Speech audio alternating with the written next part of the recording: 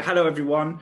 I'm very excited to be joined today by Fred and Michael. Thank you, Fred and Michael, for giving up your time today to take part in this interview for the Diverse Dads Research Project. So my name's Fred. I'm the service manager for youth work at Streetwise Young People's Project.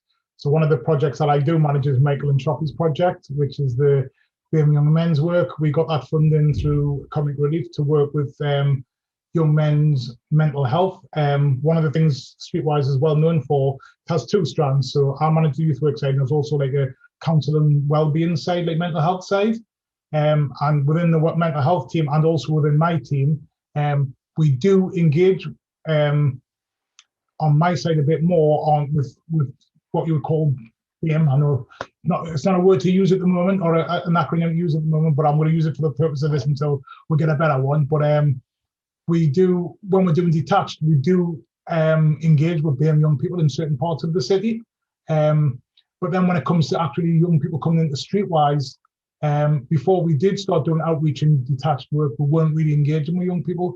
Hence the reason why we applied for funding, to be able to say, look, you know, especially on the mental health side, the percentage of young men and or young women is slightly better, but it's not great, or wasn't great, for coming in to use the project. So that, you know, on the mental health side, and we do recognise from the stats that there's a lot of young men from the BM communities who are struggling with mental health, especially in the last year, but aren't accessing any kind of help. And we wanted to, first of all, offer an alternative to that. Yes, so I'm a project worker at Streetwise, and my work is all to do with BAME young men. So that's Black, Asian, minority, ethnic young men. And I run a group called Level Up with another young man called Shafi, and we offer support one-to-one around mental health and talk about how bullying, all the other things that young men might face, but how you might not be able to talk to someone. So we offer you that support. For you guys, I was just wondering, what does that mean to you, inclusive support? But for me personally, it means seeing someone who looks like you and understands your journey. So that's why I think the inclusivity is about making sure that you can see other people like yourself. You're more likely to engage. It doesn't have to be tokenistic as well, because I think there's nothing worse than just having someone there for the sake of having someone there. It's about making sure that someone's there who can help and can empower. And that's what we do with the young men. And we have lots of conversations about, do you know anyone who's a policeman? Do you know anyone who's a teacher, a doctor? And the vast majority of the young men we work with, it's no. So it's empower them to go, well, just because you don't see that person, that doesn't mean you can't be that person. And we don't have enough people from within other communities, so diverse communities, who actually become youth workers or support workers. So the idea also is what Michael and Shofi are doing is also about getting the young men to think for themselves and to do social action within what they're doing as well. So it's also around making sure that that Michael and Shofi don't just serve them everything to them. Also, we're empowering them to be able to have their own voice. I think that's really, really important as well. And also being model sort of for their peers. So it's not always about being a victim. So I think sometimes you can, some of the sort of messages that get put out there is Black people are always complaining about racism. Black people are always talking about being a victim or being bullied or being called names, but actually Black people can be doctors, but Black people can be youth workers.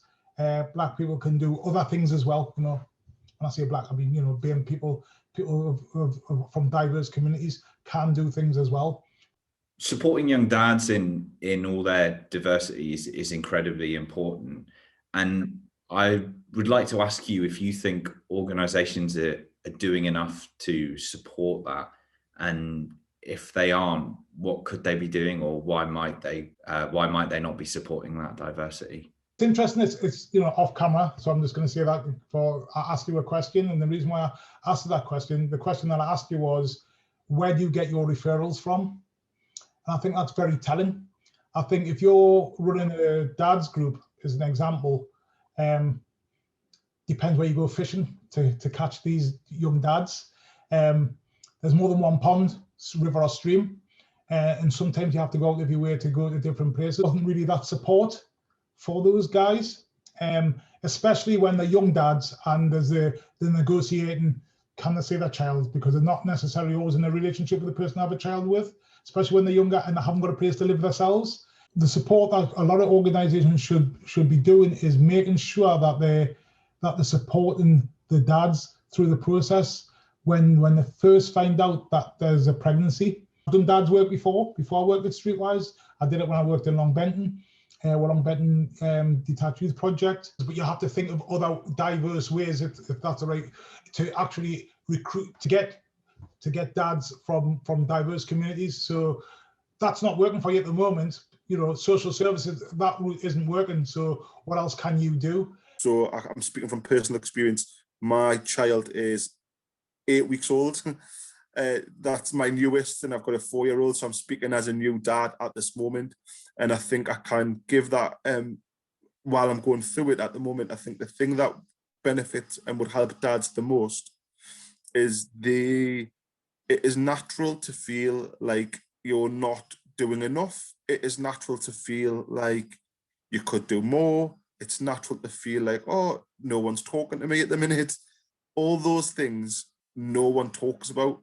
And especially during COVID, I know with my first child, baby groups and all that, my wife went to, and she took part in all of them, and she went on her own. I never went to any. But what she did do was she said, and she made a conscious effort to then say to the people who she met there, the other mums, let's do something with the dads, so the dads can come. And that widened my group of dad friends. You never ever see any men's groups. You never see any of those things. And I think culturally, that's the thing that needs to change.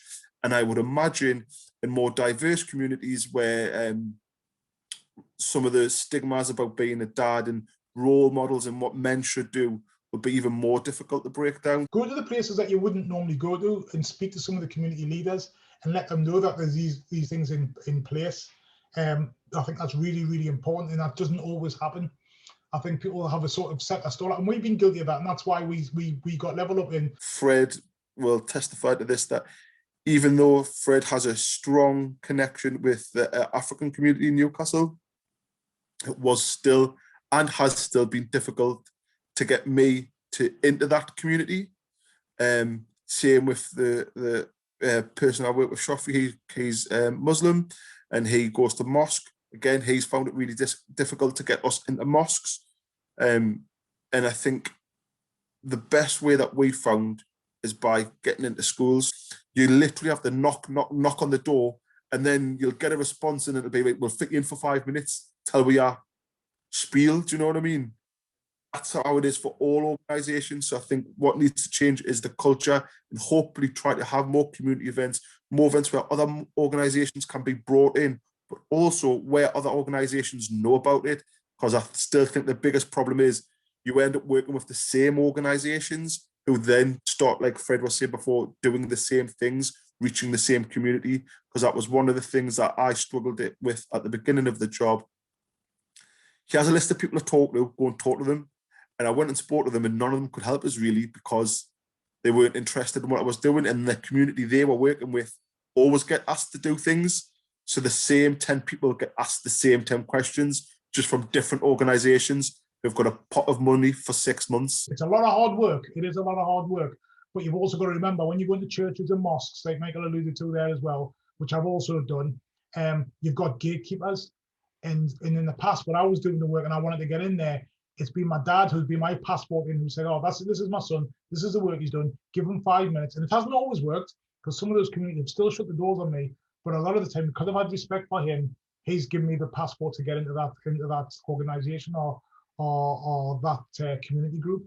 And I think that's some of the things that you have to do. You have to start getting, like you're doing today, you're meeting us, and you remember us and we remember you, and hopefully in the future, if something comes out of it.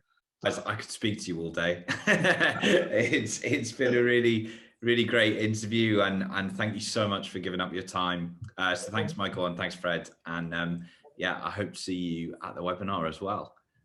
Cool. No problem.